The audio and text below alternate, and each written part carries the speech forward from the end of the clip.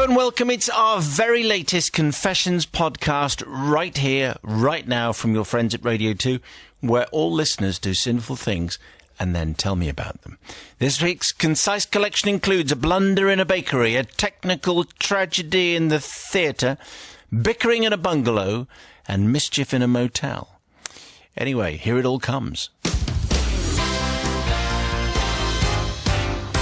This is Radio 2, and who's this? Blimey, it's Chris sending in tonight's confession. By the way, we welcome the Dean of Deadlanders. A very, very good evening to you. Who's staggered in from next door. Staggered in. Chris says, Dear Father Simon, in the Church of Vague Contrition, I humbly beg your forgiveness for the tale I am about to tell. In the summer of 1984, I held the position of assistant broom wrangler and Saturday morning cleaner at our local and now very defunct bakery in, let's say, one of England's many shires. The bakery was a family-run affair, which had been in business in various forms since the late 19th century, and had faithfully provided employment to young fey lickspittles such as myself as we hurtled through puberty. Ordinarily, every Saturday morning at 6 a.m. we would troop down to the bakery, where myself, Bob, Jimbo and Baz would set about tidying up the mess left by the bakers after a week's worth of baking. The job was smelly and messy and quite boring. It was, however, quite well paid at the time for chaps such as us, £1.20 an hour. Woo! This was a long time ago. And it did offer fringe benefits. We regularly flirted with the girls who put the cream in the cakes and the jam in the donuts. And oh no, don't stop. I've got one more to do. Go on, do it. No. Go on. You can do this. Come on, you can do this. And enjoyed more than the occasional free sausage roll with them in the cellar, as long as the boss was not about. Steady. All in all, not a bad life. No. I'd go for that. I'd go for more than that. Don't just leave it. All right. We're just trying to fill while he's sorting himself out. It was into this almost bucolic scene that the health inspector stepped into one day and declared the bakery completely unfit to prepare food in, and that it needed to be refurbished. And by refurbishing, he meant knocking down and rebuilding. This, when translated by the owner's hearing aid, became paint the walls a bit. So the die was cast, and dear old Frankie, the bakery manager, set about rounding up some qualified painters and decorators to refurbish the bakery. Overhearing Bob and myself moaning about our forthcoming Art O-Level exam one spring Saturday morning, Frankie asked if we would like to take the opportunity to get some painting practice in after our usual duties. All we had to do was ascend the lethal 100-year-old staircase into the flower loft and set about giving it a bit of a spring clean. We'd be paid £20 each for the job, and £20 was a king's ransom in those days, and quite understandably, we agreed. There was, however, a catch. Before we could start painting, the health inspector had insisted that we lift the floorboards in the loft and vacuum out all of the flour and other interesting things which had gathered in the space between the floorboards and the ceiling below. This would take ages. The flower loft was not small, and the joist space had collected nearly 50 years of dust since it was last done just before the war.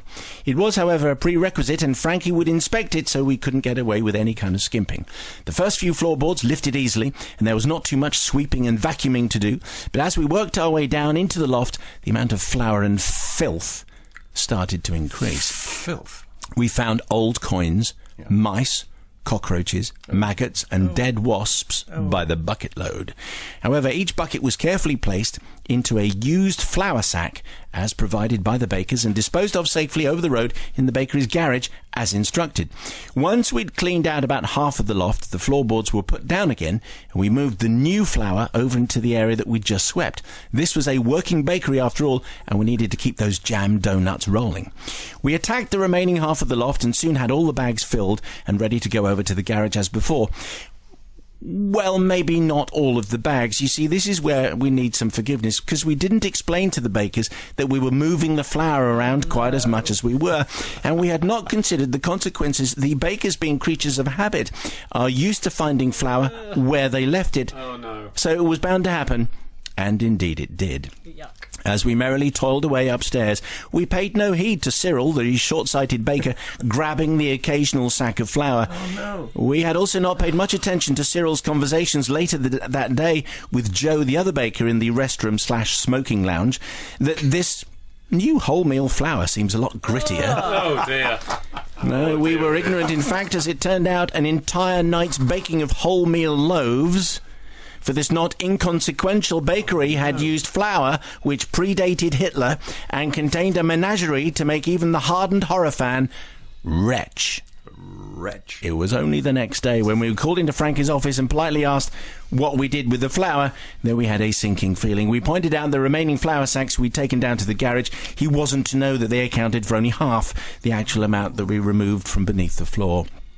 On the day the inspector was due to visit again, he was having to deal with, shall we say, an unusual case of variety loaves to sell. Right, crunchy some of So, them. Simon, we beg forgiveness for our lack of planning, considerations to health and elderly co-workers, the stress we caused to Frankie, and this is the best bit, the 2 customers who complained about their loaves. Only 2? One containing an interesting selection of cockroach legs and wasps. Dear. The other which contained a mummified mouse circa 1954. I myself, says Chris, have eaten wholemeal bread ever since. Well, it could have been a whole lot worse. Only two complaints, but that. Yes, exactly. You can imagine going to some supermarkets and and a nice brown loaf with cockroaches and wasps might be quite a delicacy. People pay an awful lot of money for that kind of thing. Anyway, Chris needs the forgiveness. Let's see what Sister Rebecca makes Yeah, of because that. insects are going to become, the next thing, aren't they? We're Could going to well all be. be eating locusts and cockroaches in the future. Is that right? Is Yeah, that so what- they were probably just being very forward-thinking, weren't they? There was a man the other day, wasn't there, who did exactly that. He fries them up. Exactly. And eats them. Yeah. Full of protein, apparently. Yeah, good. They could have closed the bakery down. I'm amazed that... Well, it's not running now, so- well, true. Maybe it was down to them that the bakery was closed. I don't know. But they were young and they were keen. They didn't do it on purpose. There was just a lack of communication between them That's what it was. and the bakers. And I think the bakers were probably, just as responsible for that. So I'm going to forgive. Going to forgive Chris. Okay, Dean of Deadliness? I'm not, actually, no. There were only 2 customers who complained, to be fair, and they were very industrious and all that sort of stuff, but they were careless. They were careless at a time when you can't be careless in that sort of business. You cannot be careless. We don't want crunchy wholemeal loaves. I'm not having it. Not even with the Not mummified forgiven mouse. tonight. No. I think we should feel good things towards Chris for getting the phrase "fey lickspittle." Oh, I do like that. in I there. like What do you think, Lickspittle Matthew? is a good word. Shouldn't Cyril, this short-sighted baker who was taking the bags, shouldn't he shoulder some of the blame here? Cyril and Joe. I think definitely. And to be honest, the odd bit of cockroach and mummified mouse. Yeah. Frankly, if you've seen what goes into sausage rolls, they got off lightly. But also this flour loft. Who's ever heard of a flour? I didn't know flour loft. It sounds Have you like ever worked as a baker? Camberwick Green. Yeah, when did you last see what went exactly. into sausage rolls? I don't believe that those things exist, but obviously they did in this story. So I am not. Yes, I am going to forgive. You're backtracking. I'm going to forgive because it was all down to Cyril. Cyril, he should have looked in the bag. Why wasn't he looking in the bag? It's all Look in Cyril's the fault. bag, Cyril. Yeah. Well, he was short-sighted. That's Yeah, exactly. What's he doing working in a bakery? Well, I don't know Short-sighted what that work in a matters. bakery. Yeah. baking Makes no confessions always gratefully received. But do you forgive Chris? That is the question. We await the people's verdict. Thank you very much indeed. 88,291. Of course, flour lofts exist.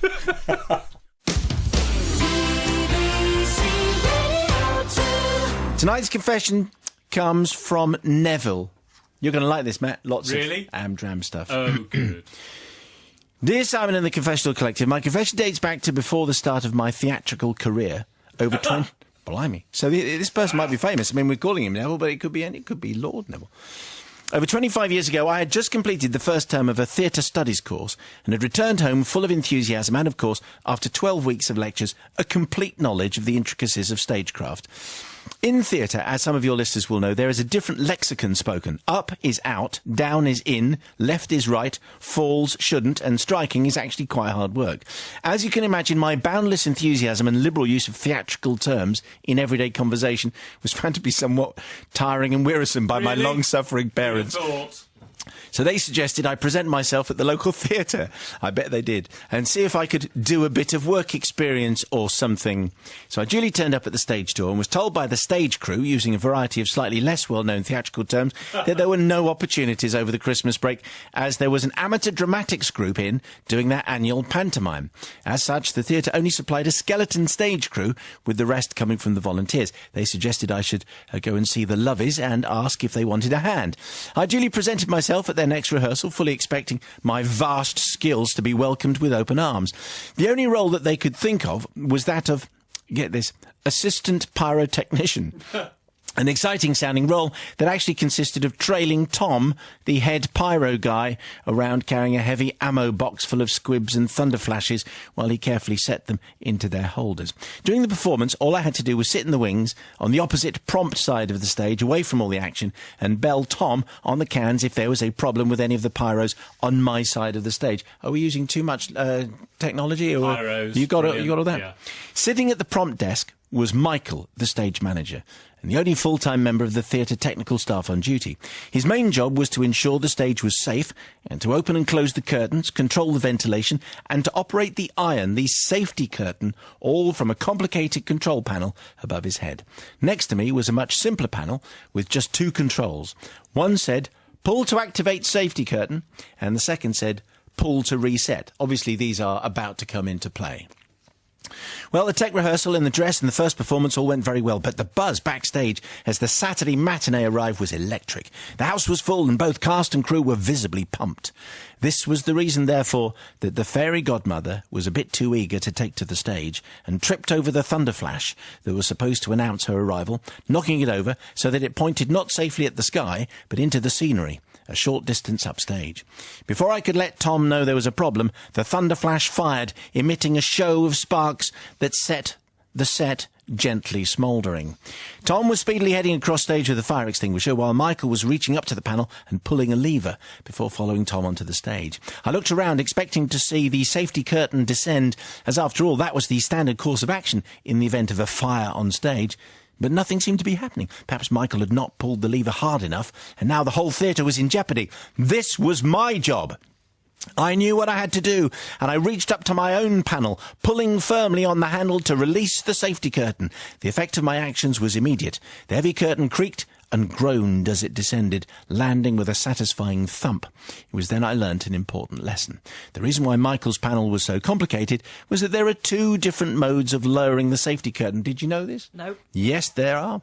The first being a controlled release for showing the safety curtain during the intervals and at the end of the show, and also an emergency release that not only brings down the curtain, but also activates a set of sprinklers that douse the material in water to increase its fire retardant properties. By pulling the lever, I had activated the emergency release, and now 10,000 gallons of water was descending not only on the stage, but judging by the screams, into the audience as well. Realising my mistake, I yanked on the pull to reset lever.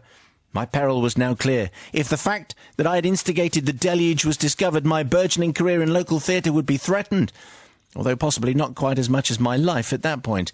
I therefore snuck around the scenery, grabbed a fire extinguisher and slunk onto the stage, pretending to have been there all along, my feigned shock at the deployment of the safety curtain worthy of at least one Olivier Award. By the time the safety curtain had been raised and the tank had emptied itself, the stage, and in fact the entire theatre, was looking very sorry for itself. The scenery was falling apart, the orchestra pit was awash with the detritus of generations of musicians floating around in a few inches of rusty, smelly water, whilst the first 3 rows of seats were thoroughly soaked with nothing but an abandoned packet of very sticky jelly babies as evidence that any members of the audience had occupied them merely minutes before. Not only were the performances cancelled for the day, but in fact it took nearly 3 weeks to get the theatre operational again, meaning the cancellation of the rest of the run. Fingers were pointed, but by then I was safely back at college, and this left Michael as the prime suspect. So therefore I do need to apologise. Yes, I think you do, Neville. Need to apologise to Michael, as to this day he probably still carries the guilt that it was he who wrecked the combined efforts of the cast and crew and gave a large number of theatre-goers an unwelcome and very smelly shower. If it helps, the theatre, Michael and the Amdram group are still with us and still put on regular shows, and in my 25 years of working in the theatre, I have been especially careful never to repeat my performance. Yours contritely, Neville. Like a good Amdram story, particularly a backstage story, we'll take loads more of those. But let's see what Sister Rebecca thinks. Were you an Amdram person? Were you a little backstager person? Not at all. I had no idea there were so many theatrical terms. The jargon was there. I think that, he did the right thing. He was absolutely right. He should have used the emergency release because he was just trying to save everyone. I mean, the whole thing could have gone up in flames. It didn't need it. No, he didn't. But he didn't realise that, and he didn't realise that the sprinkler was going to come on. I think he acted in the correct way. He was just being cautious. So I think that bit was right. But letting Michael take the blame was wrong. So I'm a bit torn here. And I think, actually, that is going to mean that I don't forgive. OK, let's see what Brother Michael Matt makes of this. There are a couple of things I'd say here. Number one, if someone comes in off the street and says, I'd like to help in your theatre production, probably don't put them working with the guy who's in charge of the pyrotechnics. Probably put him in charge of the box office or selling tickets or doing something that doesn't involve thunder flashes and sparks and everything else being set on fire. And the other thing is, this lever that he's pulling, that is going to shower Why does the lever not have something on it that says, right, now stop that, because I've obviously pulled the wrong lever. So it's a design pull to activate safety curtain. Yes, exactly. And it should then have push to unset it because I've made a mistake. So it's a design flaw and not Neville's fault and Michael's fault for hiring me in the first place when he should have been looking for someone with more experience. And so therefore I forgive. So now look, into the collective is Sister Rebecca and Brother Matthew, and the Dean of Deadliness is here. He hasn't got a dinner to go to or a voiceover to perform. Quiet night tonight. Quiet night in, I thought. I'd spend the evening with you. OK. Well, that's very kind of you. Thank you very much indeed for tonight's tale, which comes from Barry. Thank you, Barry, for tonight's... Have we changed any names to? Yeah, I think so. All of them, as ever. Even pets. Mike... It's funny you should say that. Ah! You've had a preview, haven't you? My confession happened around 10 years ago. OK. And involved my wife and myself. Can I just say, at the beginning of this confession... Oh, no. No. There's a proviso. Well, there is. And that is that there is... The terminology that Barry uses is Barry's. Right. I'm just saying, OK? Not you. The words that he uses are his own, and therefore you'll see. Wow. To appreciate this confession... You have to have an idea of the layout of our house, which is a bungalow. Don't complain, Matt. These things matter. OK? Why would I complain? No, you would have done. As you come down the main hallway, you will see two doors in front of you. The door to the left leads to the master bedroom.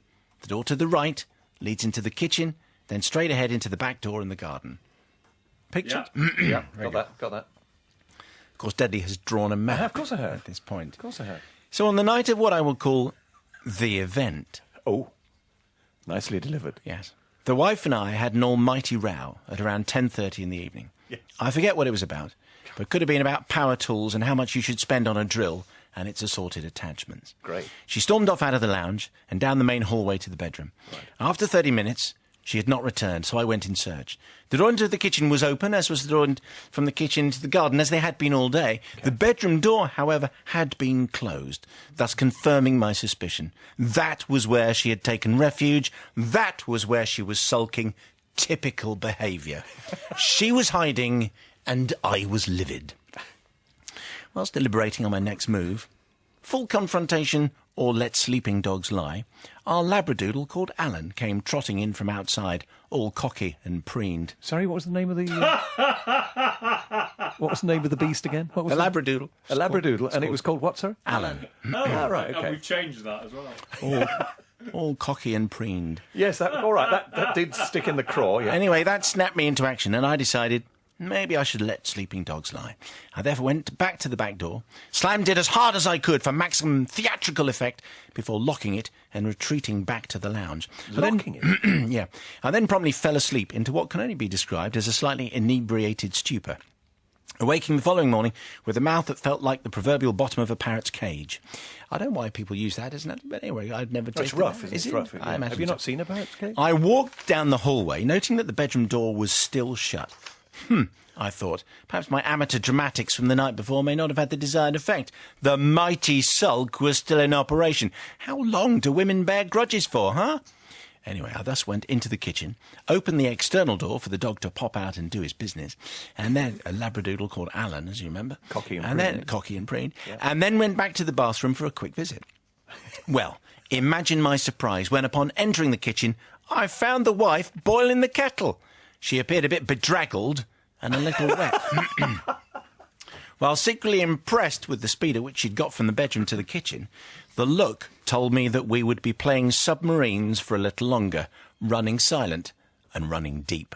This was a face of fury, of manic rage. I have never seen her so mad.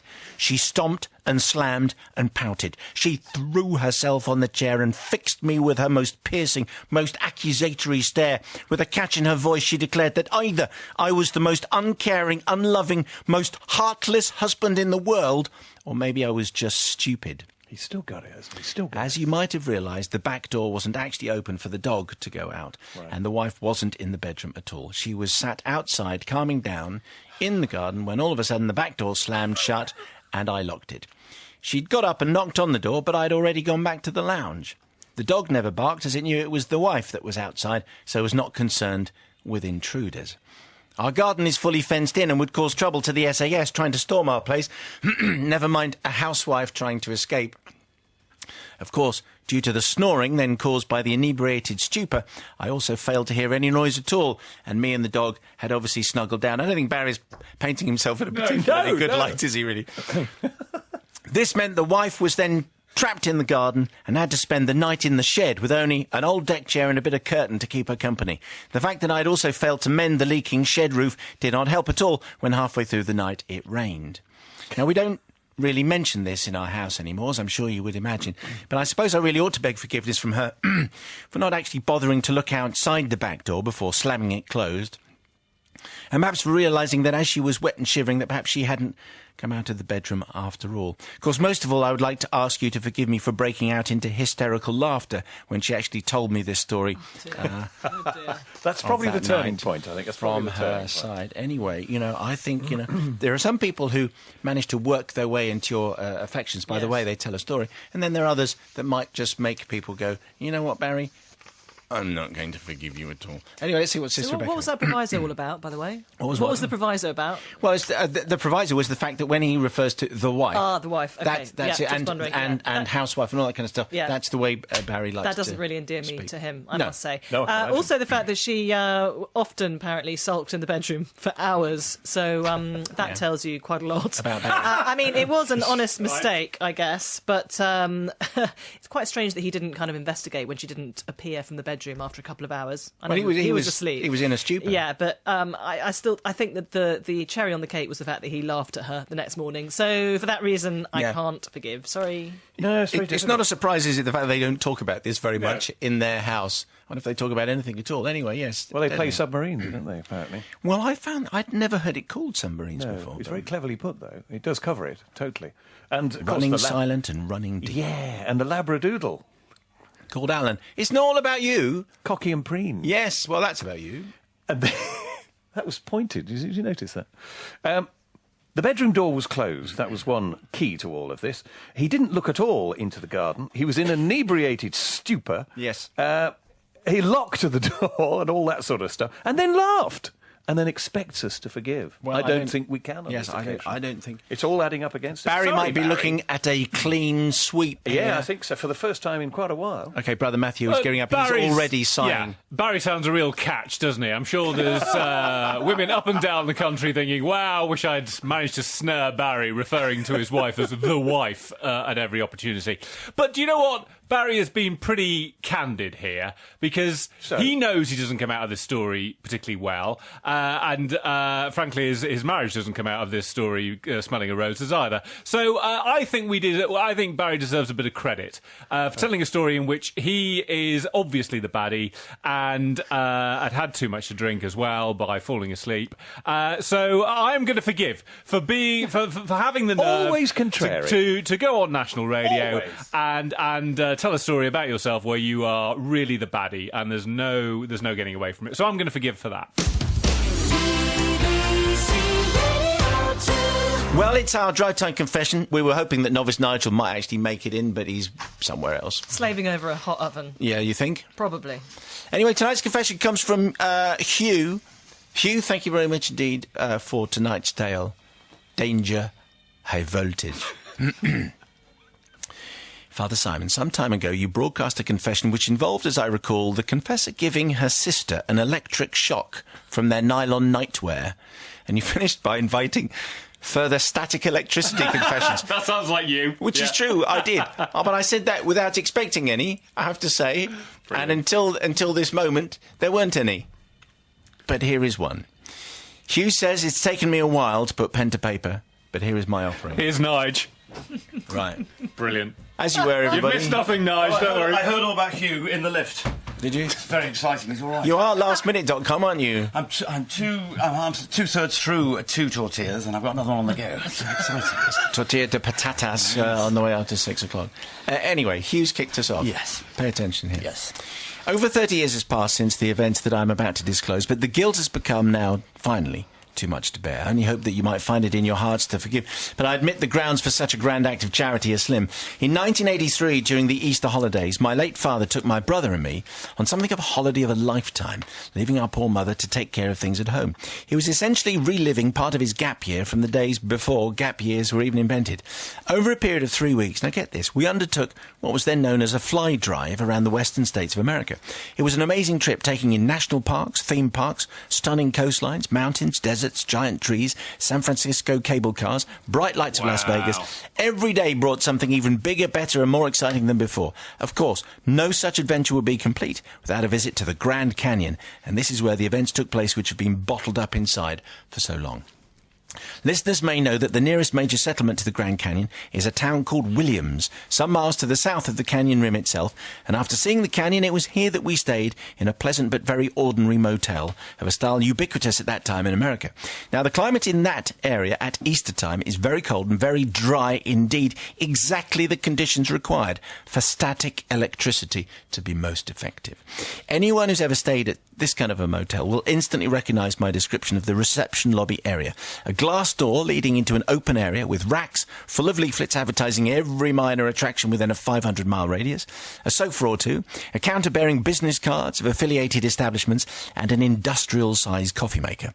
Even the smell is unique and instantly identifiable, a mixture of coffee, insect repellent and carpet powder. What better place for curious young boys to explore while Father was back in the motel room finishing his ablutions?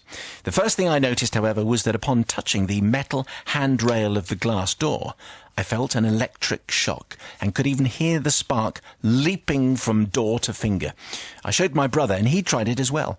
I would have been 14 years old at this time, well into my O-level physics course, so naturally I had to explain the whole principle of static electricity to my brother, who's 3 years younger. The door itself was self-closing and had a brush-type draft excluder on the bottom, which rubbed on the thick nylon mat each time it closed. This had the effect of creating a charge in the door, which was a metal frame around large glass panels, something like a giant capacitor, really. Each time someone opened the door, the charge discharged through their hand and then regenerated as the door closed. All pretty okay, really. The door had swung to and fro for years. No problem that we were aware of. Well, what could be more fun for two boys than to experiment with this science lab on hinges? And with the only occasional interruption of guests coming and going, we set about conducting our complex scientific studies. We soon discovered that if we stood either side of the door and pushed it back and forth, touching only the glass panels, we could build up much bigger and better electric charges. The technique took some perfecting, and we took turns in daring each other to discharge progressively bigger and more powerful sparks through our fingers.